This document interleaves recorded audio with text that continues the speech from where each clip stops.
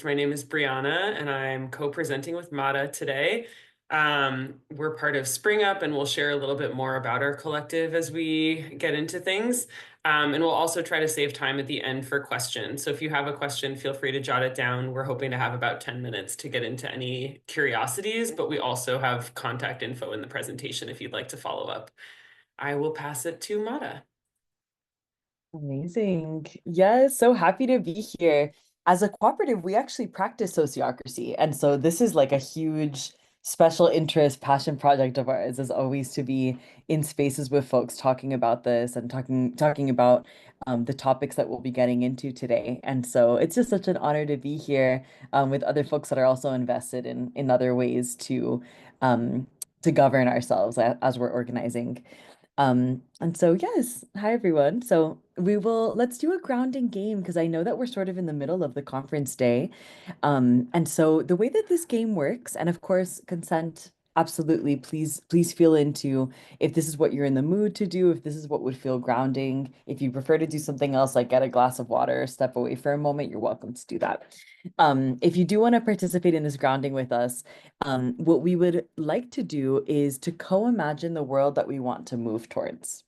And so in this game, we ask that folks utilize the words imagine, transform, and heal as the starting point of each sentence. So we're sort of weaving and writing a collective story together. So an example of a sentence could be imagine classrooms where puffy cloud beanbags is where people were learning from and they were able to take naps whenever they needed.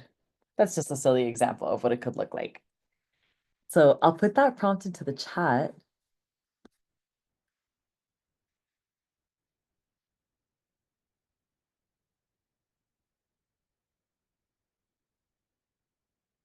And then if everyone wants to just take maybe a minute or two and write maybe one sentence or two sentences that begin with the words imagine, transform, or heal. And then I will read it off as our collective spell or collective story.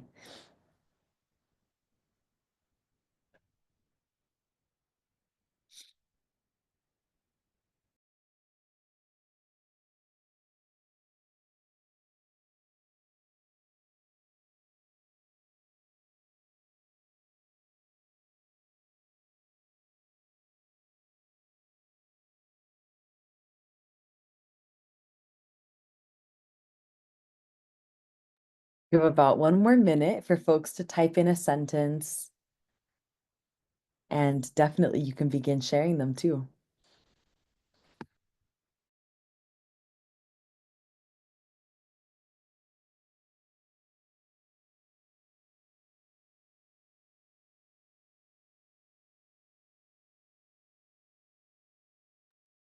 Okay, I'll begin reading it. So, imagine a world where everyone has access to nature. Transform decision-making into a fully participatory collective process. Imagine people enriched by their differences, respectful of each other and non-human lives too. Transform our history and lessons learned on what not to do anymore. Heal traumas and injustices. Transform the way we relate to each other. Heal and transform how we relate to each other. Imagine a world where people are more connected locally and spend time together talking about what's important. Imagine a world where everyone felt seen, heard, and loved.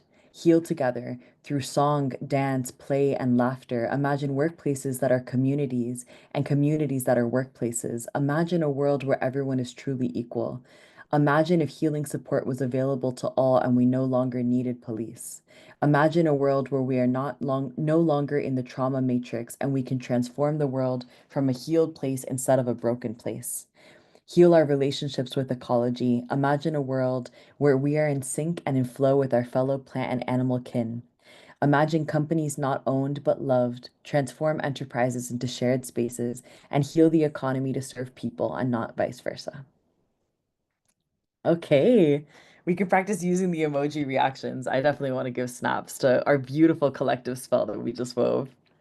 And I'm so impressed. These were so poignant and specific and beautiful in such a short period of time. So at Spring Up, we really love to center storytelling. And this is one sort of fun way that we like to do that is we're constantly dreaming up as a tenet of transformative justice. What can the world look like if we just dare to dream differently? That's sort of what transformative justice is all about, is about changing the bounds of and limitations of the way that society is structured and the way that we're able to care for each other.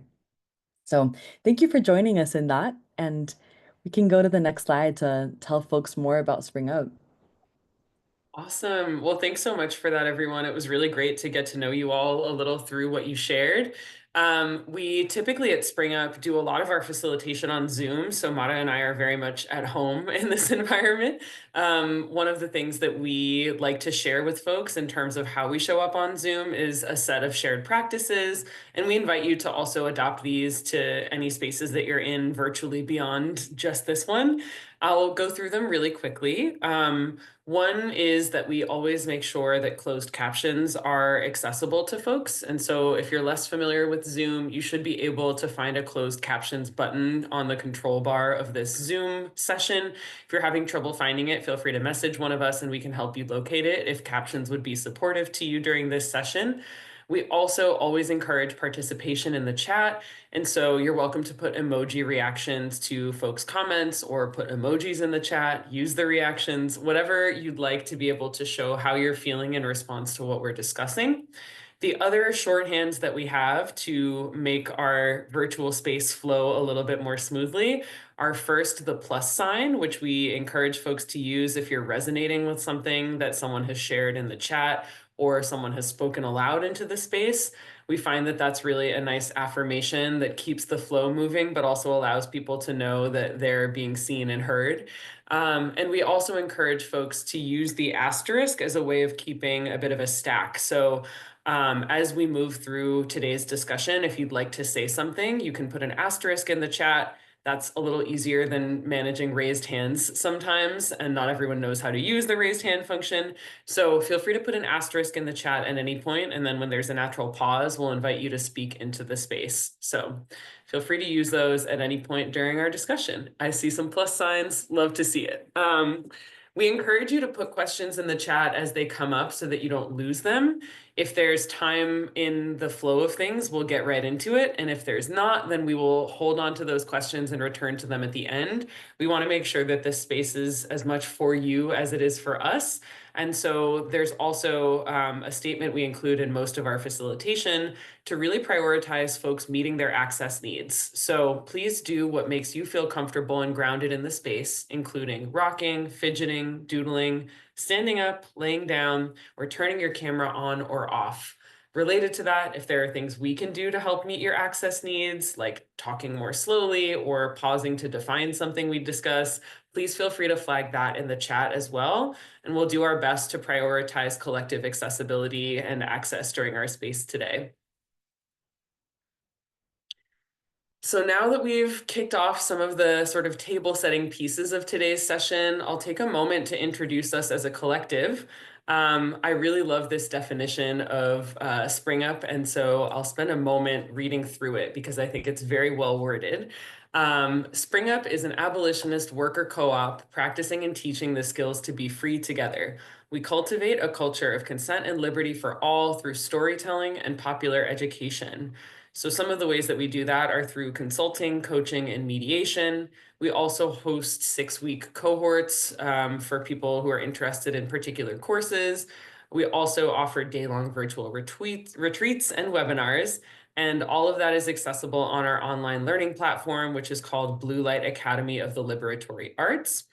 Something that I like to mention in terms of our worker co-op structure is that we're structured in such a way that most of our members at this point are member owners, and everyone who's not a member owner is on a member owner track.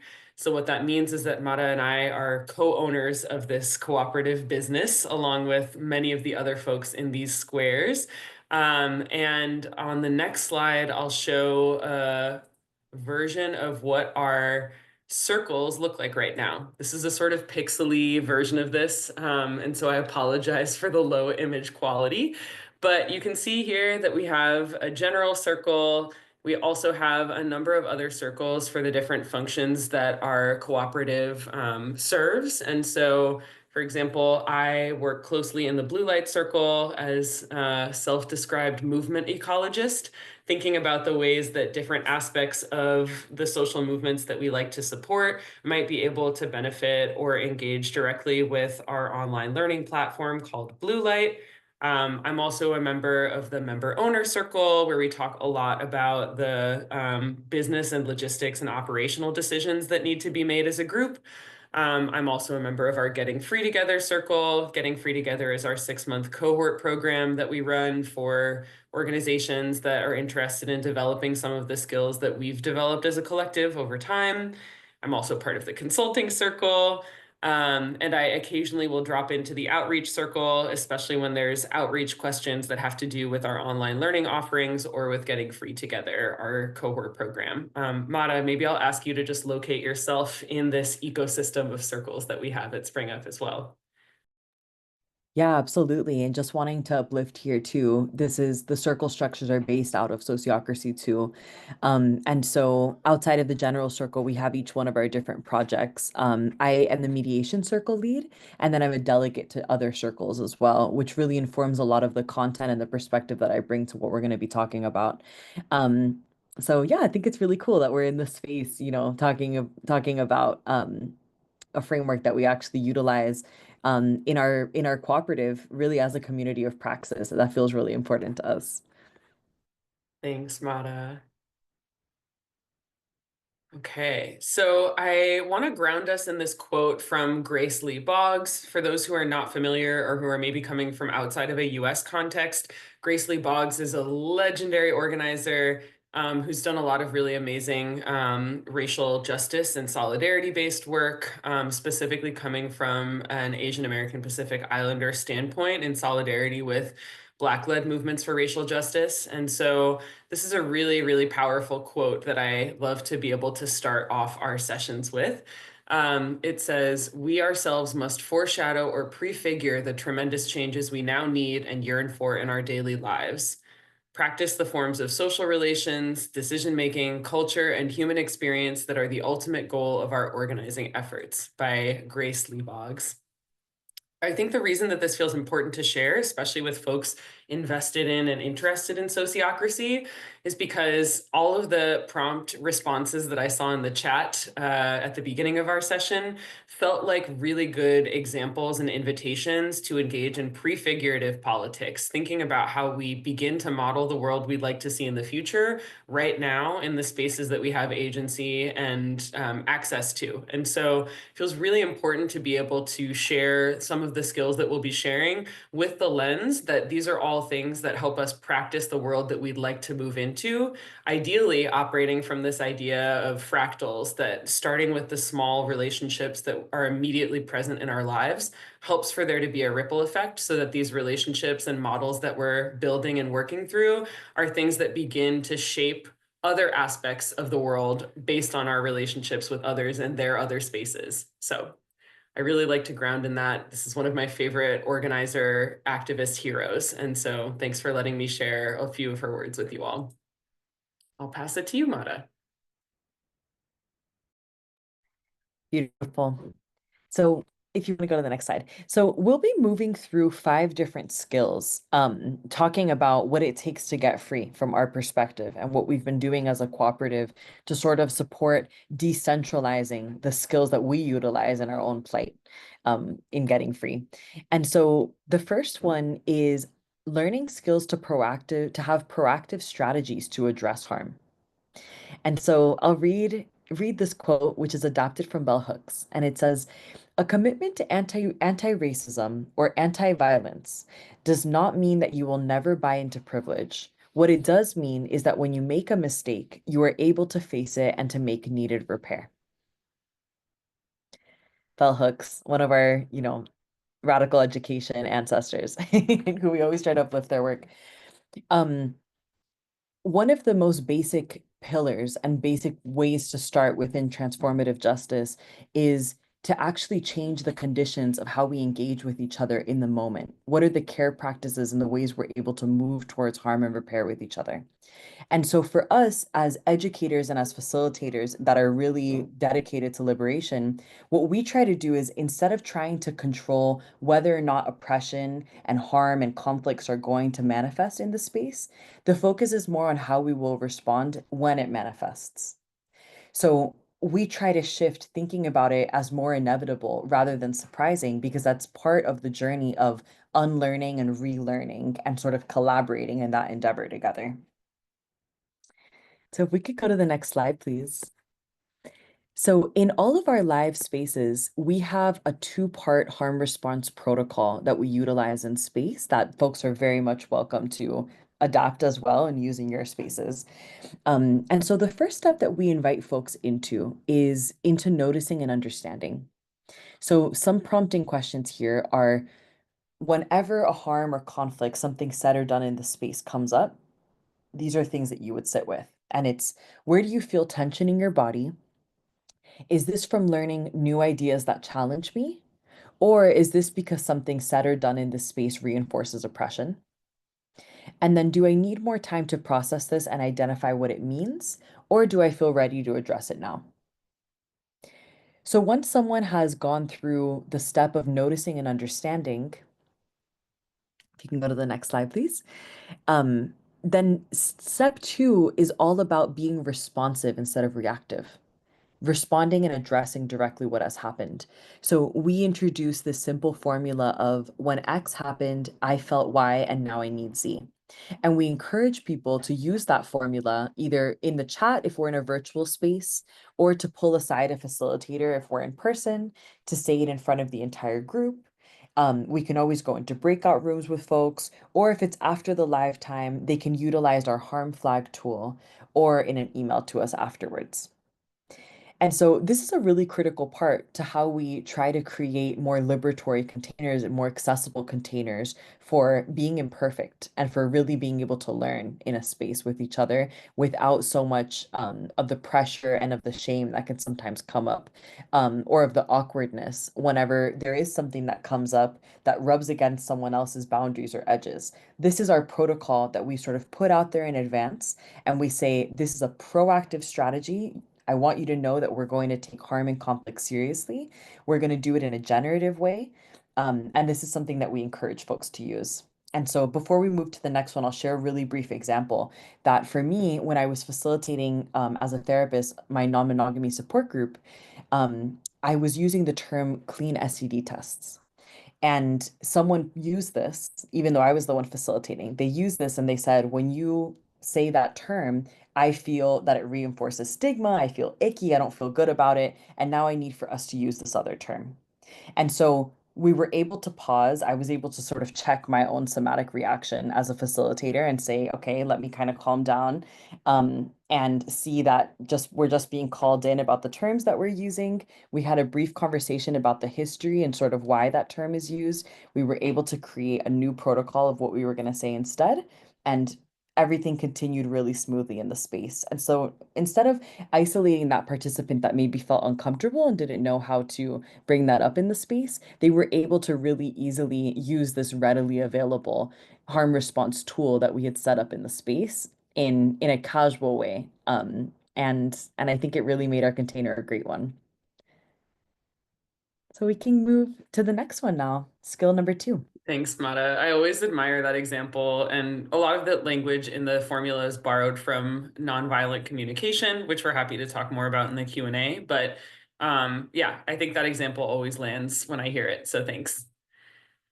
So the next skill that we're sharing and thinking about is making the implicit explicit, specifically as it relates to care work. So I think especially in a lot of collective spaces, something that happens is an unequal distribution of what we would describe maybe as emotional labor, or work that's focused on making others able to participate fully. So access needs getting met, tending to folks' emotional responses, those are things that are often forms of care and work that are relegated to particular members of a group who might hold more marginalized identities. And part of what we want to emphasize is that by being explicit and communicating directly about these types of care work, we are in a better position to make sure that those types of work are evenly distributed amongst all of the members of a group, especially in a sociocratic structure. So one thing that I like to highlight is an article that I wrote earlier this year after participating in student organizing. I'm a PhD student and have been involved in organizing both as a union organizer and in other spaces for a while.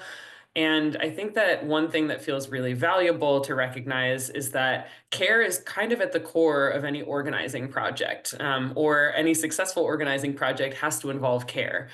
So this quote says a lot about, I think, the root of care in anti-imperial organizing. But also, I want to just highlight this section as well, that the experiment that we participate in, for example, in encampment organizing, around caring laterally for one another without a hierarchy, is a mechanism to shift the dominant culture surrounding caregiving. So care becomes more reciprocal when we talk about it explicitly. Care becomes something that everyone has a responsibility to uphold and promote, rather than having that be something that's unspoken, secondary, or unacknowledged in the way that we tend to engage with each other collectively. So I'm happy to share the link to this article if anyone's interested in it. But I feel really strongly, as someone who also comes from a therapy training background, about the ways that we might be able to think more explicitly about care as a dynamic that we all participate in and something we can sort of promote more reciprocally. So when I think about care work, something that I want to emphasize is that we have a lot of resources about this at Spring Up, largely because many of us are queer and trans and BIPOC folks. And so we have at various points been the de facto caregivers, and also are lacking sometimes in our receipt of care. And so we think a lot about this partially because in collective spaces, it can be valuable to reprioritize and value care labor as it shows up, to also intentionally build a community and reciprocal network of how we care for each other and check in on one another. And then also to think about how this intersects with disability justice, thinking about things like universal access or mechanisms for everyone to be able to get their access needs met in any conversation, meeting, or decision-making process that we might be involved in, feels really important to really embody the sort of ethos of full participation from the members of a collective who need to be involved in a given decision. So we have downloadable tools for free on our website. I'll also include that link toward the end of our presentation. Thinking about resources that might be valuable, the two that I would highlight from our resources page are a How to Work With Me guide and also a How to Live With Me guide. For folks who are using Sociocracy in co-living spaces, something that we like to invite them into is a process of reflecting on what your needs and preferences and values are, so that you can communicate those as explicitly as possible to the people who you're sharing space with. We find that that makes it easier to negotiate what someone's needs, boundaries, and priorities are in a way that ideally is proactive and also guides the process of moving through generative conflict with one another. I'll pass it back to Mata. Beautiful. And I know we're just zooming through this. And so just want to reiterate that if anyone wants to share any reflections in the chat, or if you have any questions come up, you're absolutely welcome to do that too. Okay.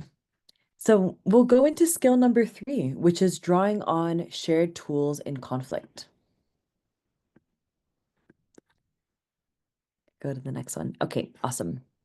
So we have a couple really awesome tools on our website that are available for free download. That feels really important to us in being able to decentralize these skills to get free together, is for us to have tons of free or very, very low cost resources available, especially online. And so this actually comes from our conflict analysis tool, where we have 5 different steps that sort of support someone who's navigating a conflict in understanding basically like what the heck is going on, like who are the people involved, what are the desires, what are the implicit tensions going on, what are the power maps and the power angles that are relevant in this situation, And this would be step 4. So this is looking at the scales of conflict and the challenges that can arise from that. And so drawing on shared tools of conflict, this looks at 5 different levels from which conflict can be looked at. So we have the personal level or the internal level, which is looking at conflicts within the self. Then the interpersonal level, which would be between individuals. Intergroup would be between different organizations or groups of people. The institutional level, which is within policies and practices. And then the systemic level, which is within culture and norms. And so, as I said, this is step 4 of our 5-step tool. And at each one of these steps, they sort of build upon each other. And what you can really see through moving through this tool is that mapping these different dynamics, mapping something like the scales of conflict, helps us perceive more choice points and what we have the power to influence as we're figuring out what the next step is in navigating conflict. So, step 5 is really arriving at that place of choice points, understanding what were the choices that were made leading up to this conflict, where are we at now, and what are the choices I have the power to influence, and then what are the choices going forward? What's all the realm of possibilities of how this can be resolved? And so let's see.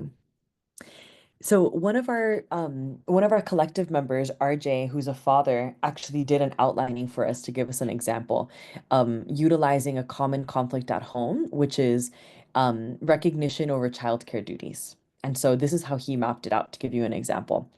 So the internal and personal level is I want to be seen as a feminist, ally, husband, dad who carries the mental load of parenting, and I want to be recognized for my actions. Looking at interpersonal, different ideas about what is the right way to do a task. So it could be things like cleaning, getting kids ready for activities, menu planning, things like that. Then at the intergroup level for this conflict of recognition over childcare duties, would be other moms and dads from the school community that perform these tasks in a different way and have different values around it. Then at the institutional level, it would be looking at things like bedtime, brushing teeth, and screen time. And then at the systemic level, it's the idea that women and femmes have been traditionally positioned as fully responsible for childcare. So I think that this really supports too, as we're mapping out how to navigate a conflict, understanding how something that we see as a systemic issue, so seeing the disproportionate value and responsibility of caring for other people and caring for children, we can see that as a systemic conflict and see sort of how it maps out across and down all those different scales. And that can really help us understand what's the root of this conflict and what's actually possible within this, is understanding where the conflict is at amongst all those different scales. And so on this next slide, please. What we would encourage, since we're talking about getting free together, is to invest in learning about and practicing conflict proactively. And so a couple different resources on our website include the shared definitions that we have up, questions to analyze a conflict. That's an awesome tool with 10 different questions in there to kind of guide where the conversation could start and where the reflection could start. We have an organizational accountability wheel on there too that looks at sort of 4 different quadrants, and understanding how accountability functions within the ecosystem. And then conflict tips and tricks, which is one of our Medium articles. And then we have a couple deeper dive webinars, which we have the titles up there too. And multiracial coalitions is coming up in the future. That's why it's in parentheses. So I'll put that link into the chat and we can go into the next skill, please. Excellent. So I think that related to the way that we think about and analyze conflict, obviously conflict often has to do with a difference in power dynamics. And so part of what we like to empower folks that we work with to do is to name and think critically about the ways that power dynamics may be operating at different levels and scales in the kinds of decisions and conflicts that we encounter as a collective. So I think that these prompts are really valuable. And on the next slide, I'll get into a little bit more of how we define our sort of different understandings of power. But thinking about what implicit or informal power might look like in this space is something we really value. I think we all have been exposed to language and vocabulary about how we name certain forms of power and privilege, but I think there are other ways that we could think about power as well. For example, someone who's really charismatic might have more influence over a group than someone who's more introverted and shy. Also thinking about what references we're drawing on as a group, what kind of language or frameworks shape the way that we might all be thinking about something, and what kinds of things are assumed shared knowledge. How does that assumption about what we all understand a particular way potentially lead to conflict when there's actually gaps in the way that we understand something, or the way that we might be all using the same word but meaning something slightly different? We also think it's really important to recognize and uplift sources of power and wisdom that don't often get recognized as such. So, for example, I'm in academia, and I think that there's a huge value placed in this context on being able to cite sources or references or evidence that's produced in a research context, as opposed to knowledge that comes from someone's lived experience of something. And so recognizing that there's an important role for us to play in disrupting the norms around what kinds of wisdom and power are legitimate is something we really value at Spring Up. So here's a whole bunch of examples of different types of power that go well beyond the type of power that we're often talking about, which I think normally falls within this last category of institutional power. So when we talk about things like race and gender and sexuality and ability, often we're thinking about the ways that social, economic, legal, or political structures shape the kinds of power that are afforded to some people who hold particular identities in our world. But you can see here that there are a whole bunch of other kinds of power that might be at play in any given dynamic, whether it's a decision-making or conflict or collaboration dynamic. So at Spring Up, one of the things that we'll often do before beginning a new collaboration with a client, if I'm paired with Mara and one other member of our team, we'll try to have an explicit conversation about what types of power we anticipate might show up in a given collaboration dynamic between two or three of us on our team. So positional power, who's in a position of authority, maybe that has to do also with who's been around the longest or who has a particular title in a given situation. Also thinking about knowledge power, which I touched on earlier, who has wisdom, experiences, skills, or access to information. That might also be related to how long they've held a particular position or been involved with a group. Thinking about personal power is something that often is linked to sort of personality traits, right? The way that we are maybe able to influence people or engage with people in a way that makes them want to listen to us or respond to things that we're saying. And then thinking about collaborative power, power that's based in relationships. So I think of this one also as being like, related to the network that someone might have access to. If you've gone to a particular school or worked in a particular place or have access to a particular professional organization, I think of that as a form of collaborative power. Which also can relate to, the ability to shut things down, right? Someone who has access to particular people or networks also often has the ability to put a stop to things based on not only their individual power, but the power of having access, for example, to someone who's on an HR team and having a close relationship with them. I think about this also a lot in the context of the legal system, that people who feel like they have access to, for example, or comfort collaborating with police, for example, have a particular kind of collaborative power that people who don't feel as comfortable engaging with law enforcement, for example, don't have access to. So we offer this frame in terms of how we think about power to invite people to think about nuance and complexity when we're engaging with different types of power, rather than defaulting to a really flat understanding of one person having power and the other not. There's always multiple dynamics at play when we think about and conceptualize power. And part of the way that we're inviting folks in our spaces to think about power is to think about power at all of these different sort of touch points, rather than thinking about power as an all or nothing, black and white kind of phenomenon. I'll pass it back to Mara. Wonderful. And we have arrived at our fifth and last skill that we're going to be highlighting before we talk a little more about Spring Up and go into questions. So for our fifth one, in order to get free together, it's practicing centered accountability. And so I'll read this quote from Stacey Haynes, which wrote The Politics of Trauma, a really incredible book that we reference a lot. And I'll put the link in the chat. And so The quote reads, "Our social norms tend towards polarization, blame, or litigation, rather than a nuanced ability to hold complexity and encourage accountability, mending, and justice." Centered accountability can hold complexity, both be accountable and know what is not our responsibility, while staying connected and in relationship. Often we will lean toward being under and over accountable. Over accountability is taking on blame, responsibility, and fault automatically. It is taking this on for people and situations that we may have wanted to be able to affect or want to now, yet we did not and do not have the power to do so.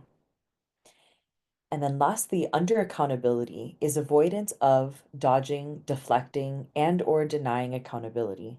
We are under accountable when we avoid affecting things within our spheres of influence or don't face mistakes and impacts we have had with good intent and responsibility. So a lot of the work that we do, especially because I am the mediation circle lead, and so we do a lot of restorative justice style mediations. We do a lot of TJ style storytelling circles and processes. And this is something that we talk about a lot is what prevents us from holding ourselves accountable. One of the things we start by looking at is the ways that we're socialized into conflict, the way we're socialized into accountability, and oftentimes, what emerges is that there's really clear distinctions in particular people, particular groups of people being socialized into being overly accountable, and then other groups of people really being socialized into under accountability. And so, for myself, in circles, something that I share sometimes is about growing up in a first gen household, being, Latina, firstborn daughter, those sorts of things, and how I was really socialized into over accountability.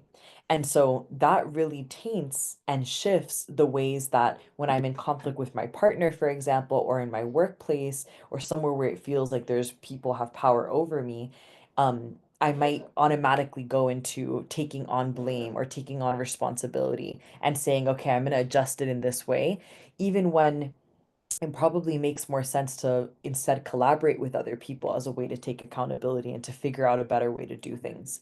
And so that recognition is really supportive in moving towards centered accountability and being able to discern which part in this conflict has to do with me, has to do with other people, has to do with us together, and being able to map out what can how can we resource share, how can we be in solidarity with each other, and practice these skills of mutual aid and really being able to resolve conflict with each other.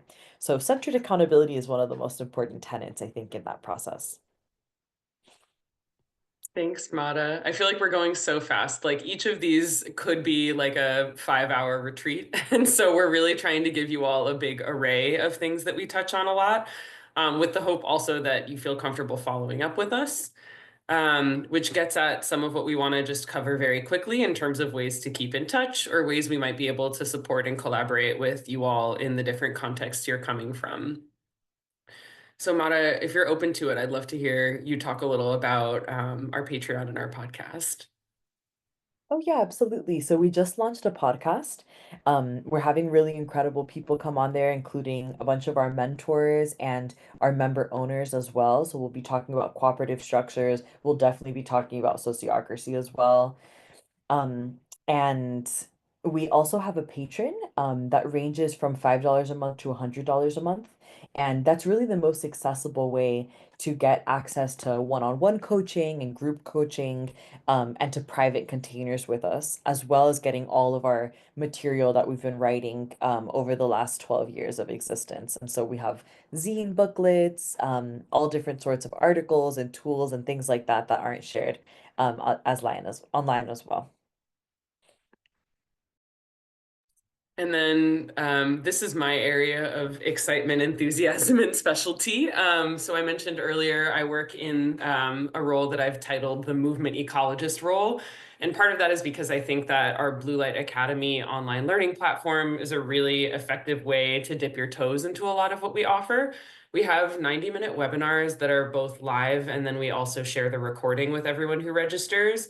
And so if you're operating with a limited time frame or a limited budget, It's really helpful to have access to those as a way of zooming in on specific topics that we've covered. I think we have a care labor webinar that's actually free, but we also have a number of other webinars that are focused on things like strategic conflict or skills for harm response and how to apply those.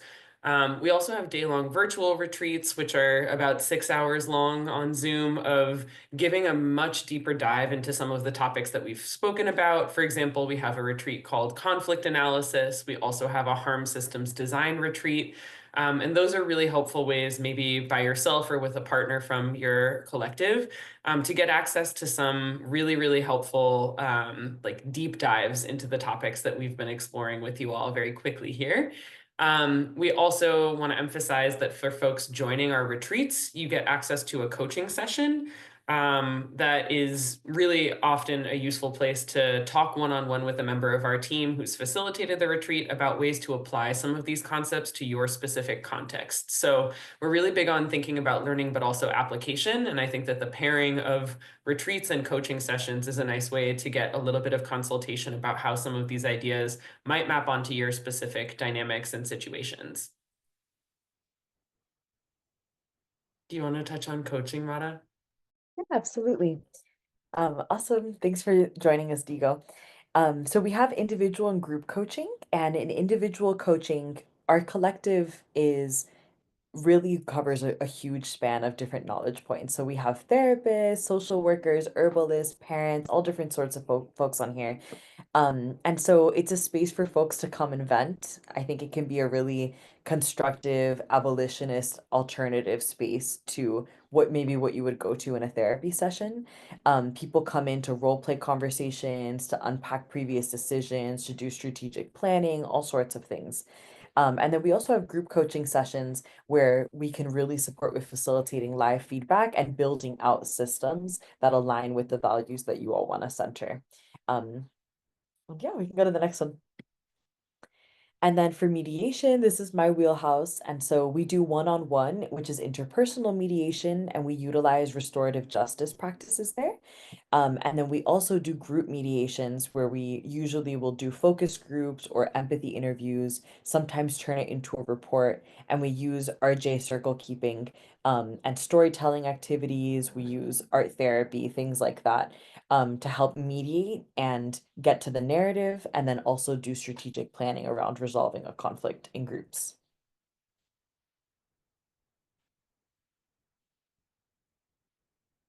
Brilliant. So I'm going to stop sharing so that I can see folks who are on screen a little bit more easily, but we have about 6 minutes for Q&A. And I'll also drop a feedback link in the chat.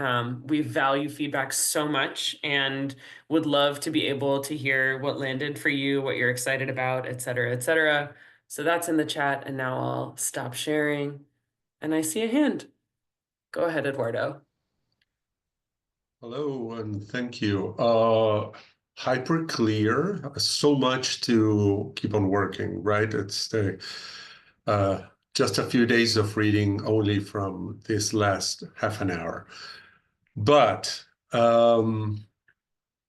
as someone who is going through this deconstruction path, I'm from America Latina, but I'm a man, I'm cis, I'm mostly white. Okay, so what, not about NVC, which is one of the pillars of our community. We have three pillars, sociocracy, NVC, and permaculture, our intentional community, which is confluency. I mean, sorry, that's not the point. I mean, not about NVC, but about transformative justice. If you can, I would appreciate very much if you can select a couple good books to start, or movies or whatever you feel it is inspiring, because I've been starting to read a bit here and there, but I would like to slowly go a little bit deeper into that. So a few references that you find inspiring or guiding or whatever, I would be super grateful. Yeah, that's a great question. I think we have, I'll also find it and drop this link in the chat, but we have a like reading list of all of the references that inform our trainings. And one book that immediately comes to mind is called Until We Reckon, which is by Danielle Sered. And she's someone who's done a lot of this work in Brooklyn. I came out of working in Brooklyn, and so I'm like very familiar with her. But a lot of her work is about departing from the traditional paradigm of punishment in response to harm and thinking about how we move beyond punishment also at the systemic or institutional level. So her program, Common Justice, works to divert people from the traditional criminal legal system for instances where they've caused harm to engage in a process that's more restorative or transformative. I'll also pull up links to a few of our webinars and trainings that might be interesting to jump into. We've recorded a few things on transformative justice skills and practices specifically that are 90-minute webinars. So I'll make sure those links are in the chat before we wrap up. Thank you very much. I put in some random recs too that I'm thinking of. One of them I wanted to start by putting a TV show because I think such a big part of transformative justice is us really daring to reimagine what the world could look like. And so I think actually if you're thinking about transformative justice, that doesn't happen in institutions and orgs and government. That's something that happens in community. And so I think looking at like speculative fiction, looking at storytelling, like your own personal family story and the story of the lands that you live on, things like that, I think is a really big part of understanding transformative justice and literally letting it transform your view of what is possible. That would be my recommendation. Yes, Miriam Kava, amazing. Cool. Yeah, go ahead, Adam. Yeah, I really liked what you guys said about setting the expectation. Sorry, really early in the presentation, you had like expectations of how we're going to work together, and then later on, you talked about how we're socialized to sort of be to have one perspective or the other, and that like power is binary. So I was sort of wondering like how do you sort of bring when you host something like this, how do you bring that into people who aren't sort of open to that as much? You know, like we have yeah, you know, like someone who hasn't engaged with this stuff before, like how do you bring it in a way that is approachable? Check. Yeah, I can say, I mean, we do so much framing and reframing of what we're doing, a lot of meta facilitation, because the idea for us as a collective of consultants is for us to support people in seeing what it's like to have an embodied experience where we're trying to model using these tools and practices and then supporting people and translating back into their own communities. Okay, what can I take that will actually resonate with my audience and with what we aim to do with each other? And so like a good example could be grounding practices. There's certain communities that hate doing grounding practices, or people are like, whoa, we have to breathe and we're about to go into a meeting, or like I'm, a queer person that doesn't like feeling into the body.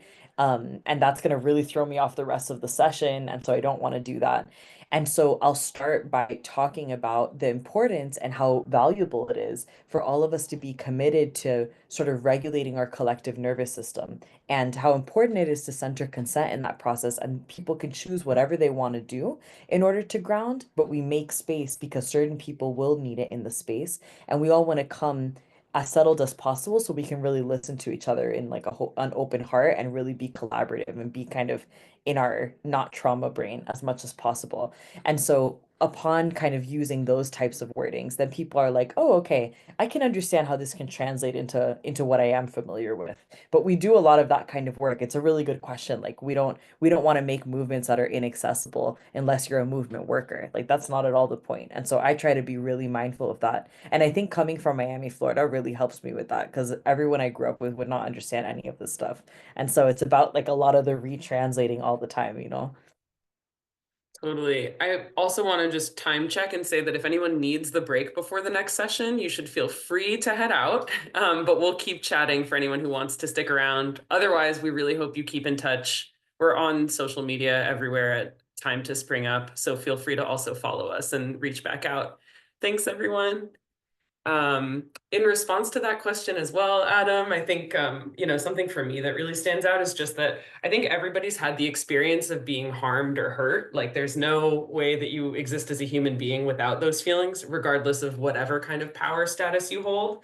And so coming into this conversation from a place of trying to engage empathically with like whatever that experience has been for people has been really valuable too. So that even with, all of the social justice-y language that people might be resistant to, I think there's room to be able to say, like, we want to see you and your humanity, and we want to like start from a place of understanding empathically that like people who cause harm are also people who've been harmed. And that there's room to start from a place of understanding that experience of harm, rather than jumping into like a binary of like, you don't get it and we're right and you're wrong, So I think a lot of the work that we do comes from a place of being like, here are skills that we have developed that help us work better together. If your motivation is that you want to work better together with people, we'll take you. If your motivation is that you want to heal from something, we'll take you. If your motivation is that you want to figure out why this relationship that you had ruptured so badly, we'll take you. Like, I think that there's so many different entry points to the conversation that all lead back to the same kind of river. That feels like a really important thread to a lot of what we do, is that there's not like one singular entry point to these conversations that we're expecting people to come in with. I see Yodit has a hand up, and we definitely have time to chat through it before the hour. But again, folks, feel free to trickle off if you need to. Yeah, I'll keep it brief. And thank you for pronouncing my name correctly. It's the second time it's happened today. And I'm like, I must be with my people because folks are saying my name right. It's a beautiful name. Oh, thank you, Brianna. Some of us participated in a session on internal family systems just before this. And I'm really thinking about the ways in which, and the facilitator was like inviting us to imagine our own sociocracy circle of our parts, which, right? I love that. And so just listening to Eduardo's question about TJ and Adam as well is like, and you, Mara, talking about it, TJ happening in community, like it made me think about my own circle of my parts and the parts that have done harm, right? Allow me then to do the work that's necessary for me to find both opportunities to repair where it makes sense and to restore, right? But beginning with the restoration of myself, that, when I knew better, I did better, right? And to be able to, forgive that part of me, to be able to, through practice and process, to extend that forgiveness to others. And in a boundary way. Not everybody gets that, but if we're committed to TJ, the ways in which that just really, I was making some connections between that last session and the stuff that y'all shared. I'm just really grateful for that, the self to systems process. Yeah. Oh, I'm so moved by that reflection. I think that one of the core like tenets of the way we operate at Spring Up, I will joke often that I'm like a token cis person in the space because so many of our members are non-binary, and also so many of our members are like really helpful in pushing me to think in a more non-binary way, to say like things are not ever black and white, and there's room for all of us in our multiplicities, right? And I think what you just said about like tending to the parts of ourselves that are like that have caused harm, that are motivated to cause harm, right? Like there's a sadistic part of every person. And so getting in touch with that part and figuring out what that part's needs are and how to meet those needs in a way that doesn't involve like being your worst self feels like really important work that like aligns beautifully with a lot of the work that we're trying to do on a bigger scale. So I appreciate that. So much of what we emphasize in our work is like starting at the personal level before working at the interpersonal level to figure out like, what are my boundaries? What do I mean when I say boundary? How do I think about boundaries as like things that can shift over time? How do I think about like, working from not just a yes, no way of thinking about consent, but like a yes with some conditions or no except in this specific scenario? Like, getting rid of the idea that we have to operate from a binary and instead operating in a spectrum or like multi-perspective frame feels really valuable. For life in general. Yes, Inside Out is like such a good reference. The other thing that I think about with this is we have a free course that's called Resilience and Revitalization, and that might be interesting for folks just because it's a lot of artwork and a lot of like personal creative reflections from folks we've worked with. And I think that that's like another way of accessing a non-binary way of being together is like through creative practice. And so that's what I started thinking about when you were talking about applications of IFS too, which I'm a big fan of IFS. So I'm glad you brought that in. All right, we've got 3 more minutes if there's like a lingering question, but otherwise we really want to keep in touch with folks and also give you a break. Hello. Hi. I had a quick question. I wasn't sure how to raise my hand though. I was just wanted to express a lot of gratitude to you both holding this space with us with the grounding, and I've been like typing really fast and taking a lot of notes, so just really grateful.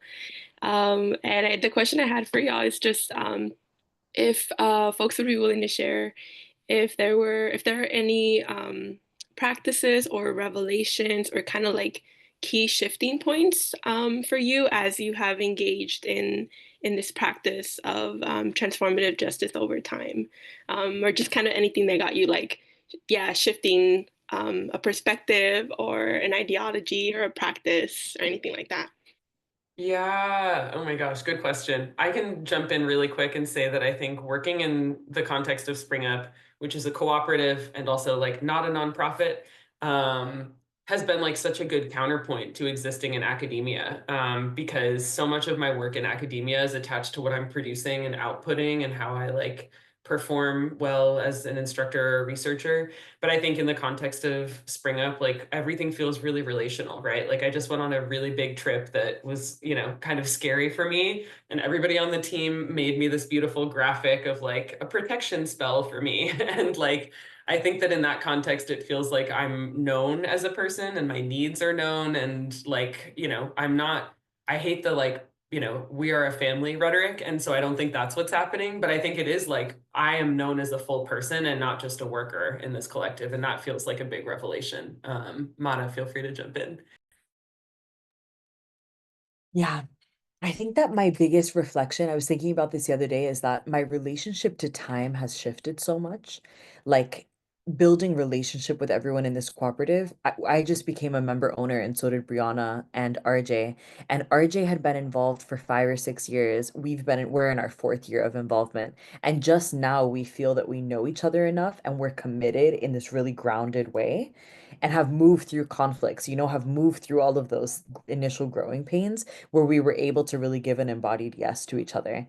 And when I do TJ processes, it's a minimum of 2 years. Like it takes so many seasons that you have to traverse in order to actually let change be something that's felt by you and by everyone around you.